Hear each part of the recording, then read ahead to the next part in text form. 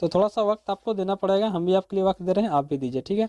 तो सबसे पहले ऊपर साइड में आप यहाँ पर देख रहे हैं कि इसका जितना भी यहाँ पर वॉल्यूम कंट्रोलर है, या चाहे वॉल्यूम का बोलिए, बेस का बोलिए, ट्रेवल का बोलिए, सारा कुछ यहाँ पर जो है कि मतलब टूटा। अब वीडियो को अगर आपने अभी तक लाइक नहीं किया तो लाइक कर दीजिएगा, और चैनल पे नहीं है तो सब्सक्राइब कर लीजिएगा।